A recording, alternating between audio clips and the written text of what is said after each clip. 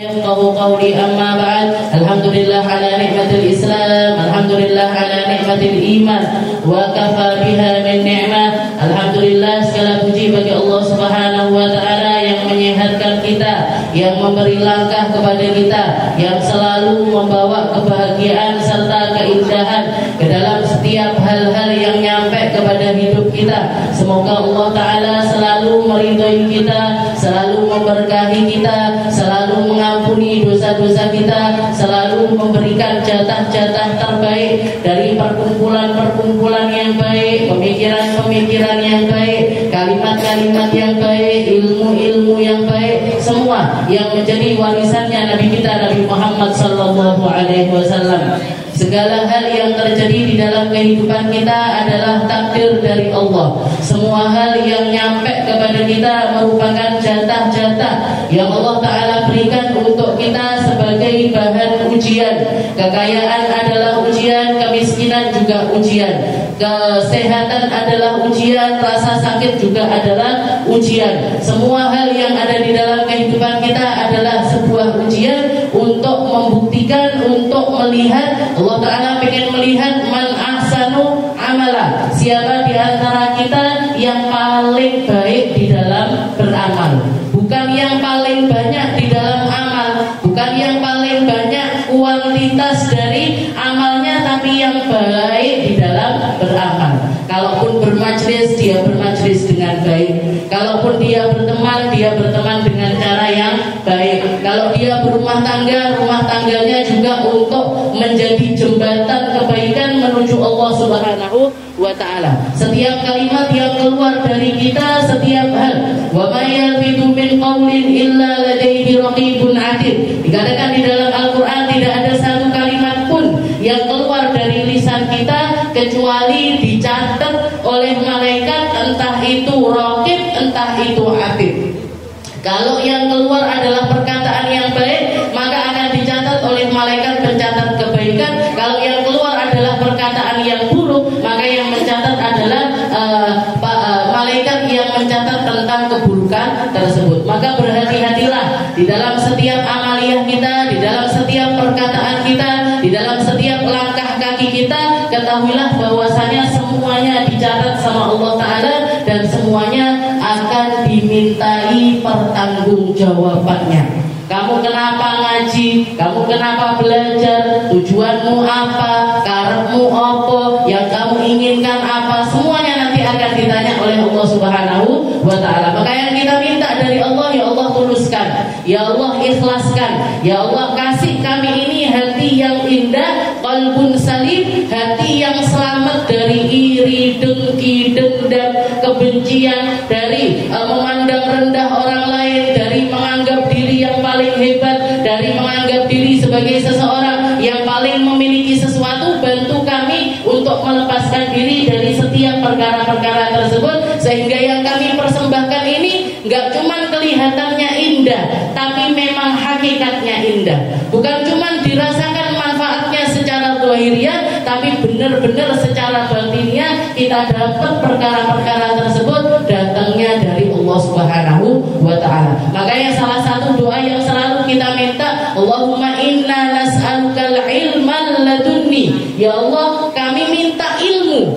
tapi bukan sembarang ilmu, bukan cuma sesuatu yang sebagai pengetahuan saja, tapi ilmu yang asalnya dari Allah, ilmu yang datangnya dari Allah, ilmu yang akan menyelamatkan, ilmu yang akan membentengi, ilmu yang akan bikin kita ini semakin menjadi hamba yang penuh dengan ampunannya Allah Ta'ala. Dan salah satu tanda seseorang itu diampuni oleh Allah Ta'ala adalah semakin ke depannya atau setelah dia melakukan perkara tersebut, maka akan semakin takutnya sama Allah Ta'ala, akan semakin besar takwanya kepada Allah. Nabi Muhammad SAW mengatakan at-taqwa hahuna, at-taqwa hahuna, at-taqwa hahuna. Yang namanya orang bertakwa itu tempatnya di sini.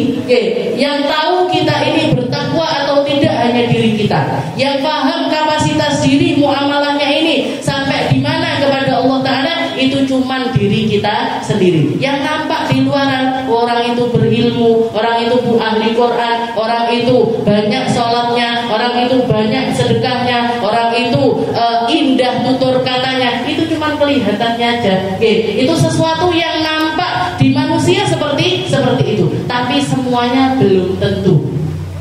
Belum tentu yang punya ilmu jadi orang paling mulia, belum tentu. Belum tentu yang paling banyak sedekahnya orang mulia, belum tentu. Belum tentu orang yang banyak sujudnya paling mulia di sisi Allah Ta'ala, belum tentu.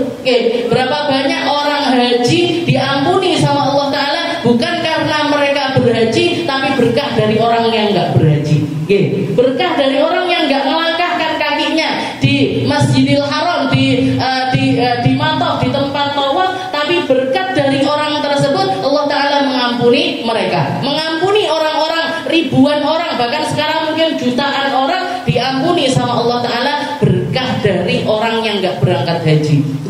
Dan berapa banyak orang yang istilahnya orang yang di masjid bahkan diampuni bukan karena orang yang ada di masjid, tapi karena orang yang ada di luar masjid. Makanya banyak ulama-ulama masyhur itu ketika mereka dipuji dengan kemasyhurannya, yang mereka katakan adalah al-masyhur bi barakatil mastur. Adanya orang-orang yang diperkenalkan kepada umat oleh Allah Ta'ala bukan karena ilmunya mereka, bukan karena kemampuannya mereka, bukan karena kapasitasnya mereka, tapi berkahnya sesuatu yang gak kelihatan. Bisa jadi karena berkah doa ibunya, bisa jadi karena tirakat nenek moyangnya, bisa jadi karena bersihnya harta yang dipakai untuk menuntut ilmu, bisa jadi karena doa gurunya, bisa jadi karena amalia-amalia yang gak kelihatan. Orang-orang tersebut dimasyhurkan oleh Allah Subhanahu wa Ta'ala. Seperti yang saya dengar ketika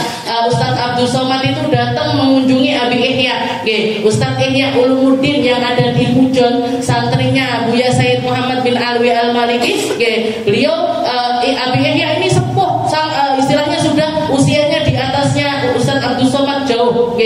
Usianya di atas Ustadz Abdul Somad jauh. Ketika beliau minta doa kepada Ustadz Abdul Somad, katanya Ustadz Abdul Somad, enggak, antum yang lebih berhak untuk berdoa.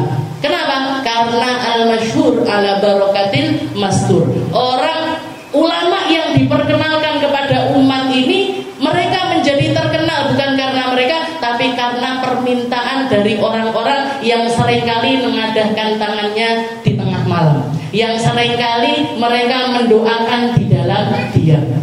Jadi kita nggak ngerti ini, makanya kalau orang sebanyak ini duduk di majelis 100 orang lebih mesti duduk di tempat ini, kita nggak ngerti siapa yang diijabah doanya sama Allah Ta'ala, siapa yang istighfarnya diterima sama Allah, siapa yang kalimat la ilaha illallahnya diterima oleh Allah Ta'ala. Dan semoga berkah dari orang tersebut Allah Ta'ala mengampuni kita juga, Allah Ta'ala ngasih taubat kepada kita, Allah Ta'ala memandang kita dengan pandangan-pandangan yang indah.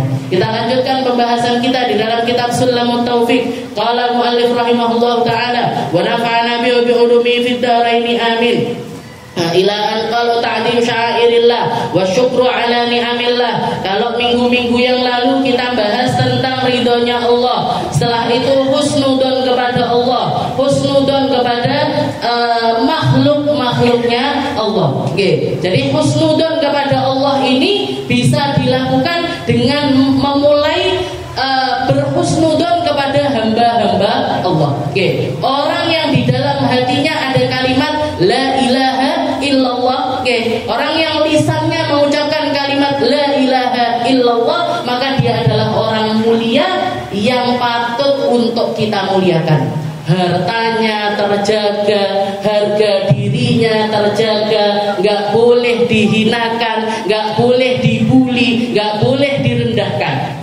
Gak boleh direndahkan. Meskipun gak sholat usadah, meskipun gak sholat, meskipun seringkali minum minuman keras, meskipun dia adalah ahli maksiat sebejat apapun, tapi selama di dalam hatinya ini ada kalimat la ilaha illallah, tetap ada alasan untuk kita untuk berhusnudon kepada mereka. Tetap harus kita ini memandang baik kepada orang tersebut. Minta doa boleh apa enggak? Silahkan. Karena setiap orang yang di dalam hatinya ada kalimat la ilaha illallah, dia punya cahayanya Allah, dan di setiap cahayanya Allah di situ ada keberkahan. Jadi keberkahan ini gak harus saya ngambilnya dari guru, saya ngambilnya dari wali-wali, saya ngambilnya dari orang-orang yang punya kapasitas. Gak harus. Katanya likulli mu'min barokah. Katanya Nabi Muhammad, setiap hamba beriman itu punya keberkahannya masing-masing. Dan kita nggak ngerti berkat dari berkah yang mana yang akan bawa kebaikan untuk kita. Barangkali dari teman sebelah kita, tapi senangannya ghibah Ustaz Mas Yo, nggak usah ditelok ghibahnya, nggak usah dilihat ghibahnya. Yang penting dia ini lisannya mengucap la ilaha illallah, ambil barokah dari orang tersebut. Husnudzon billah, wa husnudzon bi ibadillah. Husnudzon kepada Allah, husnudzon kepada hamba-hambanya Allah. Salah satu hal yang selalu saya lihat ada di dalam Syama'ilur Rasul, kalau kita cerita tentang kriteria fisiknya Rasulullah SAW, para sahabat itu mesti ngasih sifat di akhir itu dengan kalimat idzal tafata. Nabi Muhammad itu punya amaliyah, istilahnya beliau itu kalau misalkan dipanggil orang iltafata bijami ibadani, beliau itu selalu noleh seluruh badan. Jadi bukan cuma misalkan dipanggil Mina, oh ya buatan ngaten, tapi ngadep sambil mengucapkan marhaba, kalau nggak gitu labbaik wa sa'dik. Jadi iltafata bijami'i badani, noleh sak badan. Ini nunjukkan kalau apa? Nunjukkan kalau di dalam hati beliau ini tidak ada sama sekali, tidak ada secuil pun dari sifat yang namanya sifat sombong. Beliau itu nabi, beliau itu rasul, beliau itu habibullah, beliau itu manusia yang paling disempurnakan oleh Allah Subhanahu wa taala. Sampai Hasan bin Thabit itu di dalam ucapan syairnya, dan kita mungkin juga seringkali mendengar syair tersebut, wa ahsanu minka lam tara qattu aina wa ajmalu minka lam talidin nisa'u. Khuliqta mubarra'an min kulli aibin ka'annaka khuliqta kama tasha'u. Ketika muji Nabi Muhammad, Hasan bin Thabit ini mengatakan, ya Rasul, yang lebih indah dari kamu belum pernah saya melihat. Gak ada sebelum kami, gak ada yang seindah engkau. Setelah kami juga gak ada yang seindah dirimu. Wa ahsanu minka lam talidin nisa'u. Dan yang seindah dirimu tidak ada satu perempuan pun yang pernah melahirkannya. Jadi manusia, perempuan yang dipilih sama Allah Ta'ala untuk melahirkan manusia paling indah hanya Sayyidah Aminah. Gak ada sebelumnya, gak ada setelahnya juga gak akan ada. Sebelumnya gak ada, setelahnya juga gak ada. Khuliqta mubarra'an min kulli aibin ka'annaka khuliqta kama tasha. Katanya Sayyidina Hasan, engkau ini ya Rasul, engkau hidup dibikin sama Allah Ta'ala, didesain dengan desain yang paling sempurna. Kayak engkau ini pesan dulu, ya Allah, nyuwun mata kayak gini, ya Allah minta badan kayak gini, ya Allah minta pipi kayak gini, jangan tembem-tembem ya Allah. Hidungnya yang mancung ya Allah, mancung tapi tidak usah yang terlalu mancung sekali. Kalau mata gini ya Allah, kayak pesen. Kayak pesen.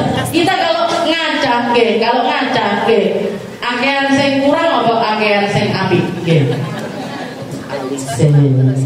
Untuk ininya dibenak nih kabeh.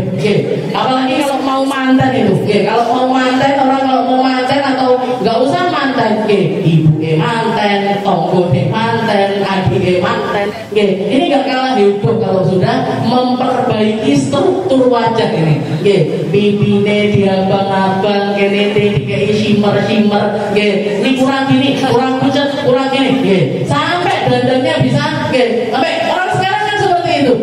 Nanti resepsinya jam 8 malam, jam 8 malam resepsi, jam 2 siang sudah make up.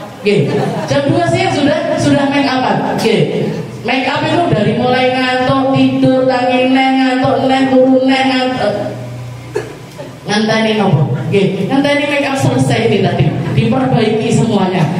Nabi Muhammad SAW nggak perlu itu semuanya. Oke, jadi ka'annaka khuliqta kama tasya. Katanya Sayyidina Hasan, kayaknya jenengan ini pesan semuanya ya Rasul. Oke, pengen yang kayak gini, pengen kayak gini, pengen kayak gini. Itu Nabi Muhammad sallallahu alaihi wasallam. Jadi fisiknya paling sempurna. Beliau pernah menjadi orang paling kaya di negeri Makkah. Jadi dari segala hal yang membuat seseorang, memicu seseorang untuk sombong, semuanya ada pada Nabi Muhammad sallallahu alaihi wasallam. Kita kalau jadi nabi atau nggak usah jadi nabi, kita jadi dapat sesuatu yang didapat sama Nabi Muhammad 1/10 aja. Terus dari wong sing paling tidak ada yang lebih baik daripada saya. Mata guys.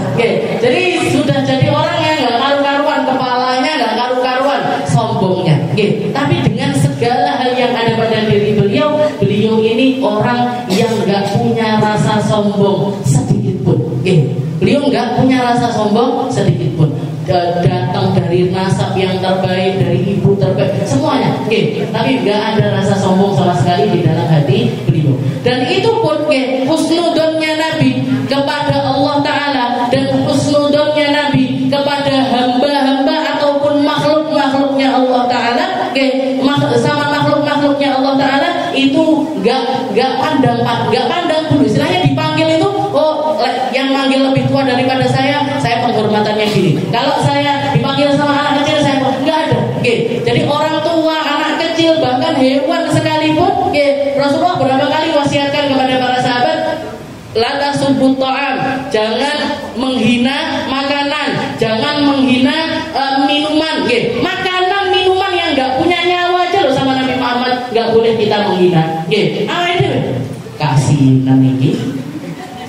Kakean kencure, kakean gulone, dicelatu terus sampai istilahnya yang masak ini sampai ya Allah salah nih. Rumah tangga 20 tahun masak lodeh mungkin 1000 kali, tapi apa nggak dicelatu? Nggak ada aja salahnya. Ini Nabi Muhammad mencela makanan aja enggak. Pernah ketika Nabi Muhammad itu dapat hadiah dari seseorang, kebiasaannya Nabi itu kalau beliau dapat hadiah, apalagi makanan ataupun buah, beliau ngicipi sedikit. Kalau itu dibilang hadiah, maka dimakan sedikit sama Nabi, setelah itu diberikan kepada para sahabat. Kalau orang yang ngasih ini bilang, ya Rasul ini sedekatun ini sedekah dari saya, maka Nabi Muhammad gak makan, langsung diberikan kepada sahabat. Beliau gak mau makan dari sedekah, tapi beliau mau ngambil dari hadiah. Dari hadiah beliau mau ngambil. Suatu hari dikatakan ada orang ngasih hadiah sama Nabi Muhammad ini jeruk, dan jeruknya itu sak piring, satu piring jeruk di depan para sahabat-sahabatnya Nabi. Dikatakan Rasulullah buka satu, orangnya yang ngasih ini bilang, ya Rasul ini hadiah dari saya, ini hadiah dari saya. Dicicipi sama Nabi, dibuka satu dimakan dengan ekspresi yang istilahnya kayak orang yang biasa. Buka lagi 2 dimakan, buka lagi 3 dimakan, sampai sak piring dihabiskan. Jadi sahabat, ya Rasul ini biasanya kok nggak gini ya. Biasanya itu jenengan makan satu, bahkan mungkin separuh, mungkin seperempat, habis itu diberikan kepada sahabat yang lainnya. Maka Nabi Muhammad mengatakan ketika ada yang mengalami seperti itu, nanti sampai selesai bubaran, orang sahabat tersebut datengin Nabi Muhammad lagi, istilahnya penasarannya ini nggak tuntas, keponya ini nggak selesai. Akhirnya nanya lagi, ya Rasul kenapa jenengan kok nggak kayak biasanya dibagi-bagi untuk orang lain. Maka di situ masih ada sisa jeruk yang istilahnya yang tersisa di situ, dicipono, dicipi sama sahabat tersebut, dan beliaunya ini langsung kecut banget nih Mbak. Kecut sekali. Sepiring itu tadi katanya Nabi, sepiring ini tadi semuanya rasanya seperti yang kamu rasakan. Dan saya takut kalau misalkan nanti ini tak bagikan kepada para sahabat, saya takut nggak ada yang bisa ngontrol omongan, nggak ada yang bisa ngontrol raut wajah. Wong lek kena kecut, mesti ngontrol. Itu pasti. Saya takut kalau kalian yang makan nanti kalian nggak bisa dan itu akan bikin orang yang ngasih hadiah ini tadi gelem. Kecewa, dia akan kecewa karena hadiah tersebut. Itu akhlaknya Nabi kita, Nabi Muhammad sallallahu alaihi wasallam. Awake dhewe wis malah cecek Pak. Saya lek gak manis gak mau.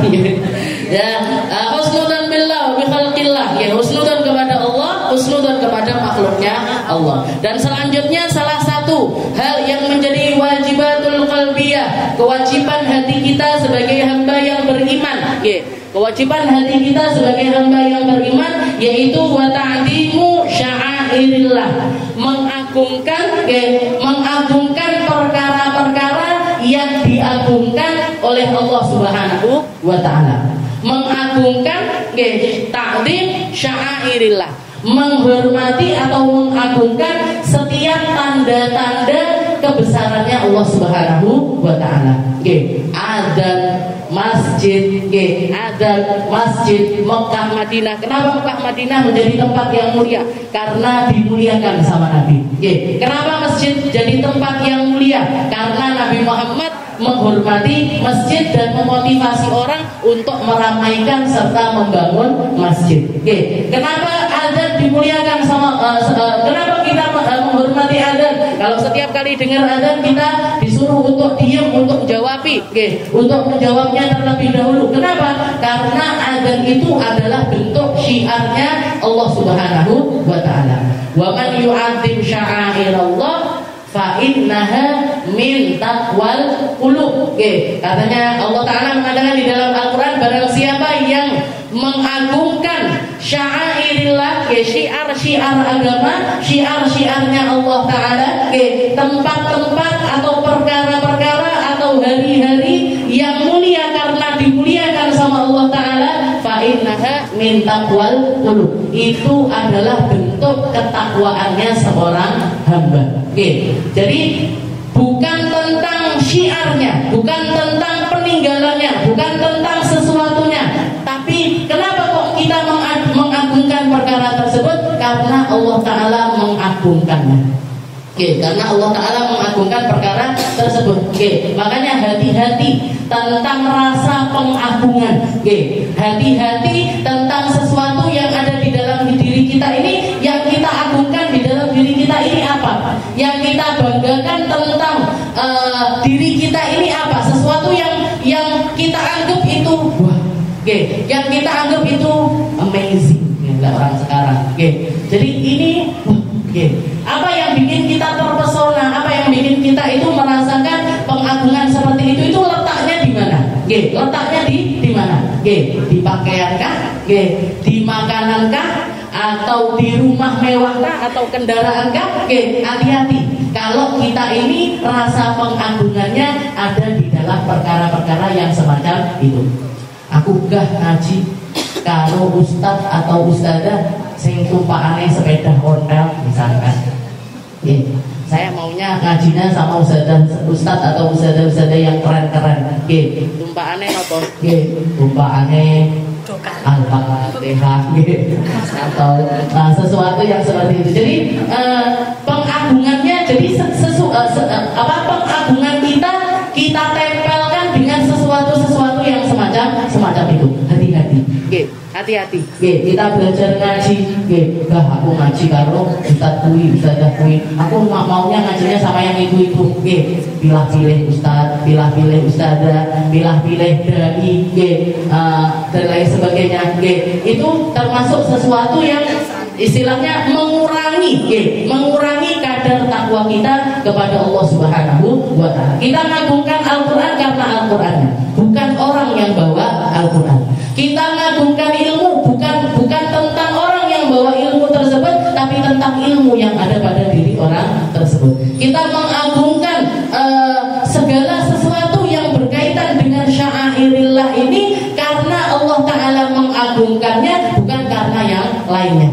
Bukan karena condongnya hati kita, bukan karena rasa kita di dalam perkara tersebut, enggak, tapi tentang apa yang ada pada diri orang-orang tersebut. Wa man yu'azzim sya'airallah fa innaha min taqwal qulub. Makanya hati-hati kalau di dalam diri kita ini ada rasa-rasa pengagungan kepada sesuatu yang alfaniyat, almadiyat, yang nampak, yang materi, yang kelihatan, itu hati-hati. Karena perkara-perkara tersebut gak akan terhina, kecuali Allah Ta'ala menampakkan kehinaannya kepada orang-orang yang hina. Fir'aun itu menjadi dimurkai sama Allah Ta'ala karena apa? Karena dia ini punya sifat-sifat yang bikin Allah Ta'ala ini murka. Dan termasuk hal yang diberikan sama Allah Ta'ala kepada Fir'aun adalah salah satu sifat namanya istidraj. Dilulu sama Allah. Dikasih harta, dikasih jabatan, dikasih kesehatan, dikasih pengaruh, dikasih ketenaran dan lain sebagainya. Dikasih hal-hal yang semacam itu ada semuanya pada diri Fir'aun. Kenapa? Agar dia itu puas di dalam bermaksiat kepada Allah Ta'ala, sehingga Allah Ta'ala nanti juga akan puas mengadab dia di akhirat nanti.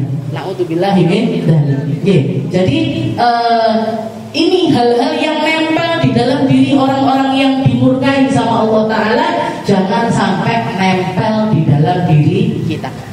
Jangan sampai nempel di dalam diri kita. Pengagungan terhadap dunia, pengagungan terhadap harta, pengagungan terhadap jabatan, terutama adalah jabatan, ketenaran. Ini fitnahnya luar biasa, fitnahnya besar sekali, Maka hati-hati.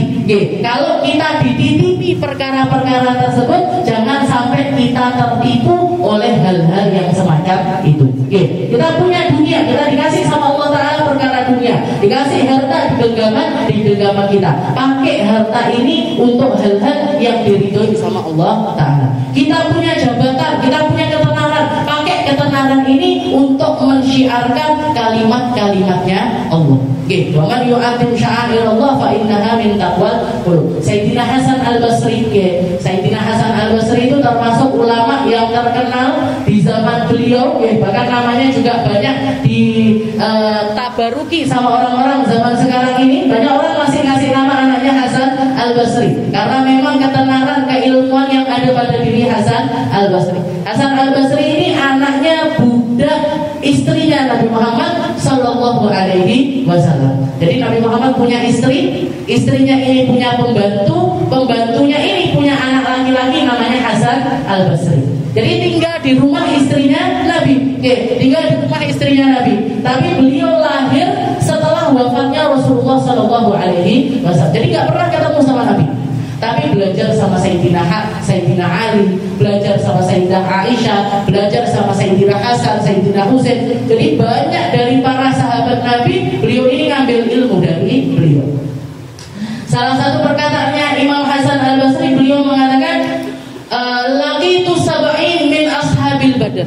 Saya ini ketemu sama kurang lebih 70 orang yang pernah ikut perang Badar dengan Nabi Muhammad Sallallahu Alaihi Wasallam. Saya pernah ketemu dengan 70 orang laki-laki yang hadir menyaksikan perang pertamanya Nabi. Padahal perang pertamanya Nabi di situ jumlahnya para sahabat yang ikut di situ hanya 313 orang.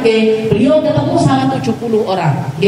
Dan katanya Imam Hasan Al-Basri, "Lau laqitumuhum," kalau kalian ketemu sama orang-orang itu, kalau kalian kenal sama mereka-mereka yang pernah hidup sezaman bahkan perang bersama Nabi Muhammad, kalian akan tahu persis salah satu hal yang paling menonjol dalam diri mereka. Mereka semuanya adalah orang-orang yang tidak tertipu dengan dunia, bahkan harta dunia itu hanya seharga debu-debu yang nempel di sandal-sandalnya kalian.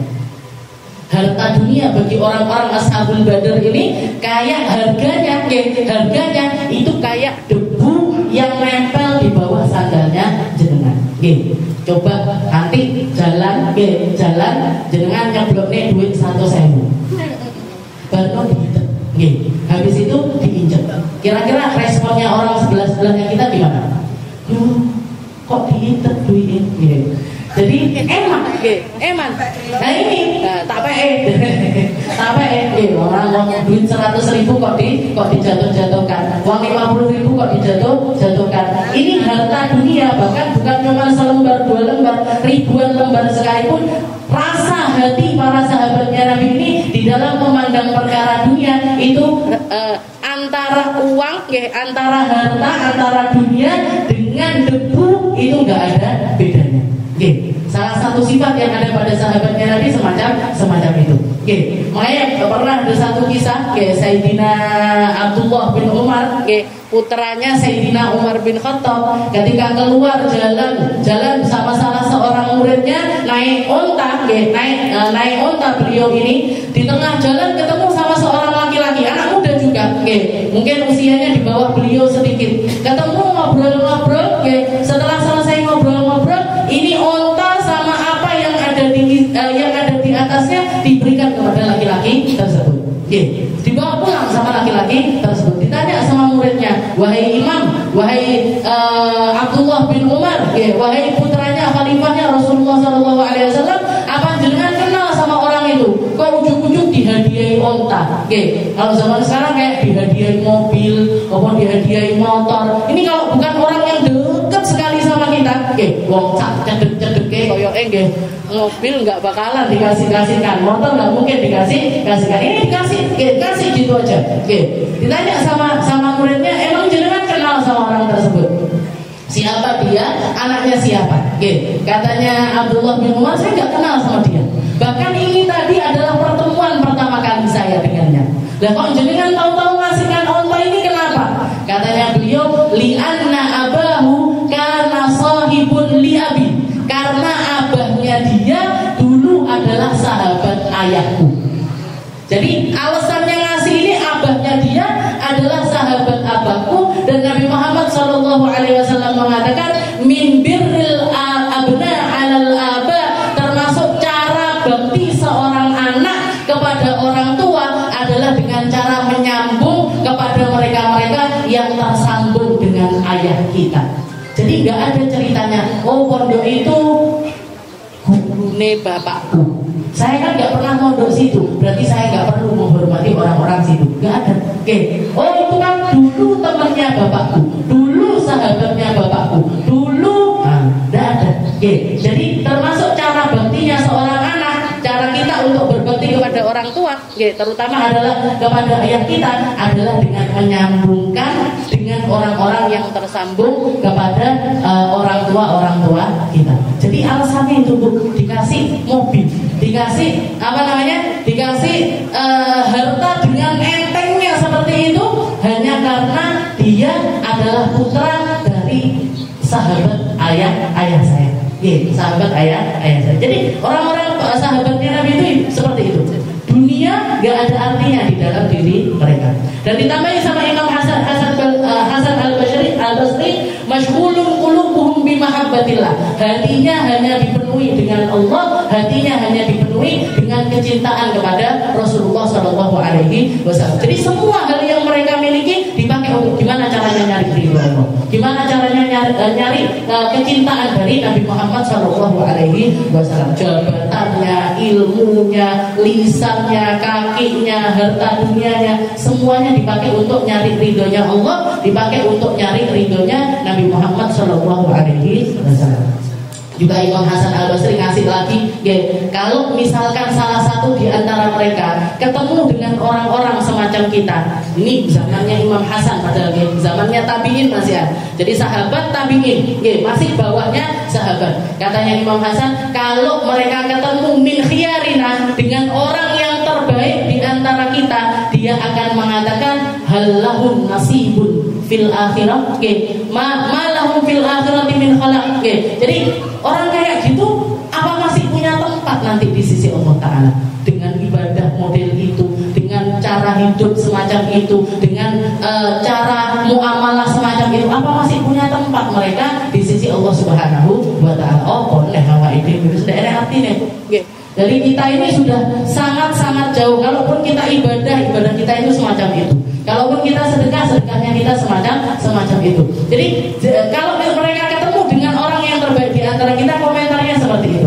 Maksudnya gini, jadi ada kaidah di para ulama itu mengatakan sayyiatul abrar hasanatul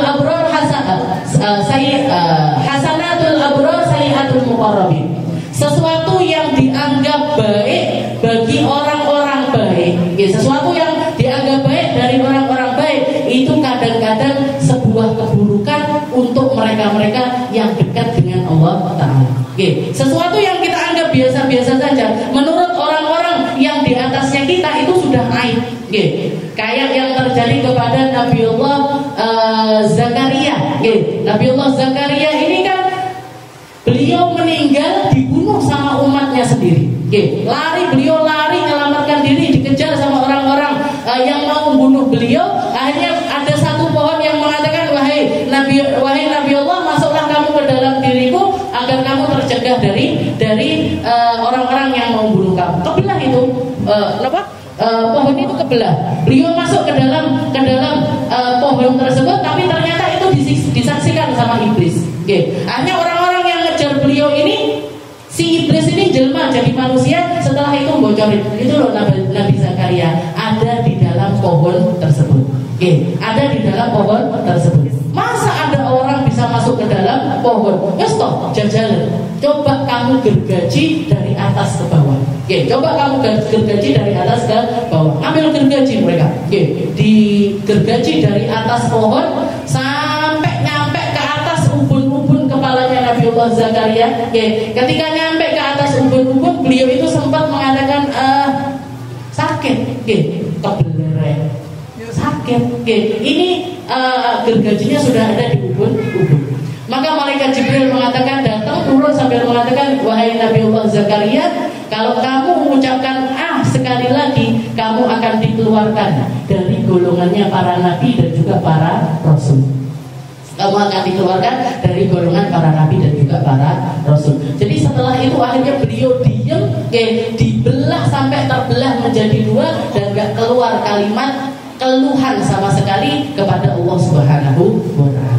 Nah, ini bagi kita ngomong bahkan paling kita sudah jerit, gak karu-karuan, aduh, loro. Nah, bagi kita sesuatu yang biasa, tapi bagi orang-orang yang mulia itu adalah sesuatu yang aib, sesuatu yang gak pantas untuk dilakukan. Jadi seperti ini juga, orang mungkin nganggap majelisnya kita, majelis cuman durasinya 1,5 jam.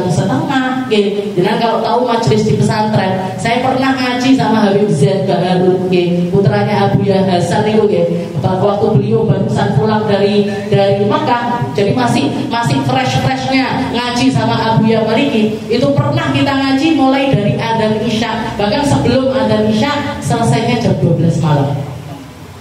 Dan kita ini yang muridnya saya ngaji turu tangi neh, gak selesai pengajiannya. Tapi beliau Habib Zaid gak berubah cara duduknya mulai dari jam 7 sampai jam 12 malam. Bayangkan, jadi saking nikmatnya ngajar, salah satu hal yang memang identik dari murid-muridnya Abu Ya Malik itu kuat ngajar. Ustaz Ihya Ulumuddin Ujo itu saya juga pernah ngaji sama beliau. Saya itu kalau ngaji sama Habib Abi Ihya itu saya milih tempat paling depan dekat kakinya beliau. Kalau saya ngeranjang gini kecekel jempolnya, saking dekatnya. Saya ngaji sama beliau itu gimana kan? Ngajinya itu biasanya malam Jumat. Setelah kita baca Maulid, ditambah dengan tahlil malam Jumat, ditambah baca surat Yasin, Al-Mulk dan lain sebagainya. Selesai kadang-kadang 8:30. Jadi ngajinya itu baru mulai 8:30. Setelah zikir sekian panjang baru ngaji. Nah, ngajinya pun beliau bisa sampai 2 jam 3 jam. Gimana kan? Tangi turun neh. Sampai saya kalau buka buku catatan, iki opo isine ular tok gitu. Ya gini nyoret sini, ular semuanya. Jadi orang-orang banyak Habib Muhammad Al-Haddad Malang itu kalau ngajar mulai dari 5:30 sampai jam 11 di Pondok Putri. Istilah cuma makan sama minum. Nanti berangkat ke Pondok Putra ngaji lagi mulai jam 1 sampai maghrib. Jadi seharian ngajar itu kuat. Ini kalau dilakukan di majelis kita Darussalam tercinta, lari semua. Ustazah pamit dulu Ustazah. Pamit Ustazah, jemput anak. Pamit Ustazah, waktunya belanja. Pamit Ustazah. Ya tinggal 1 orang paling, tinggal 1 gelintir atau paling kan saya ngaji sendiri. sendiri Pak. Jadi seperti itu kadar kekuatan seseorang. Khiyaruhum. Jadi komentarnya Imam Hasan Al-Basri, katanya beliau, kalau orang-orang kayak kita, ibadahnya orang-orang kayak kita, dilihat sama para ashabul badar, mereka akan mengatakan mali haula fil akhirati min khalaq. Mali haula fil akhirati min khalaq. Orang-orang itu di akhirat rugi sekali. Mereka itu muamalahnya cuma seperti itu kepada Allah Subhanahu wa taala. Dan kalau komentari orang-orang paling jelek di antara kita, mereka akan mengatakan, apa mereka ini orang enggak iman? Apa mereka ini orang-orang yang enggak beriman kepada Allah Subhanahu wa taala, sampai menyia-nyiakan segala sesuatu yang mereka dapatkan dari Allah Subhanahu wa taala. Ngai belajar ngolah rasa, belajar ngolah pengagungan. Jangan kita tempatkan pengagungan kita sama orang-orang yang terkenal karena dunia, karena nyanyiannya, karena sinetronnya, karena dramanya, karena mulut kotornya, karena sesuatu yang jauh dari hal-hal yang dimuliakan oleh Allah Subhanahu wa taala. Kita tempatkan rasa hati kita untuk semakin mengagungkan dan semakin dibesarkan pengagungannya kepada hal-hal yang diagungkan oleh Allah taala.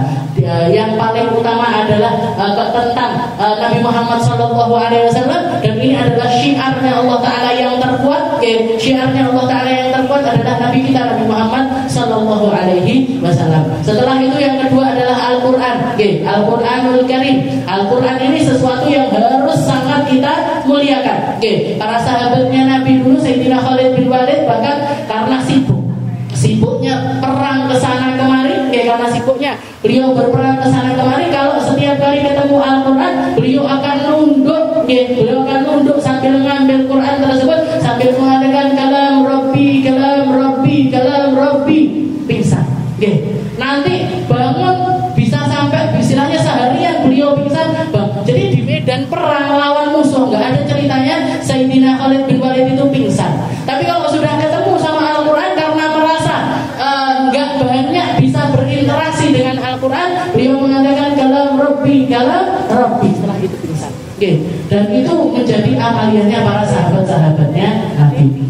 Jadi Al-Quran, Nabi Muhammad, Al-Quran. Setelah itu Ka'bah, Ka'bah Al-Musyarrafah. Ini juga syiarnya Allah Ta'ala yang terbesar. Yang keempat adalah salawatul khamas, salat 5 waktu. Salat 5 waktu ini harus menjadi agenda yang ada syiar pengagungan di dalamnya. Ada syiar pengagungan di dalamnya. Dan yang terakhir adalah syahrul Ramadan, bulan Ramadannya Allah Ta'ala. Mungkin sama Allah Ta'ala ditambah rasa hati kita di dalam pengagungan terhadap perkara-perkara yang Allah Ta'ala ridhoi. Dan semoga Allah Ta'ala enggak mengeluarkan kita dari tempat ini kecuali tercabut rasa-rasa pengagungan terhadap sesuatu yang lainnya, terhadap tas, sepatu, pakaian, segala sesuatu yang nempel di dalam diri kita, ataupun kendaraan kita, ataupun juga harta kita, ataupun juga kedudukan kita, dilepaskan sama Allah Ta'ala, digantikan dengan pengagungan terhadap hal-hal yang mulia.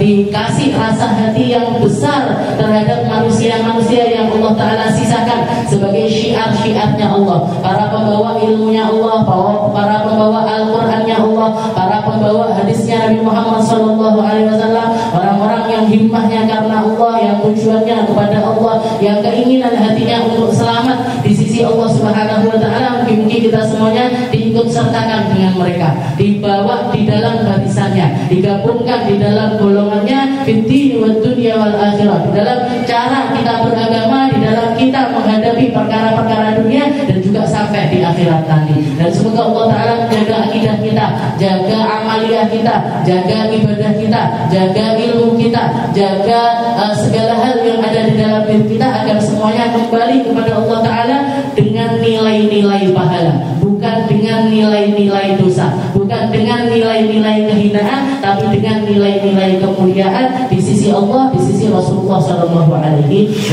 Dan berkah itu semuanya, semoga kita semuanya dimatikan sama Allah Ta'ala dalam keadaan husnul khatimah, kematian yang baik, kematian yang indah, kematian yang dirindukan, kematian dalam keadaan yang baik dan juga dibaiki terus oleh Allah Subhanahu wa Ta'ala. هذه النية وعلى كل نية صالحة وإلى حضرة النبي محمد صلى الله عليه وسلم بسر الفاتحة.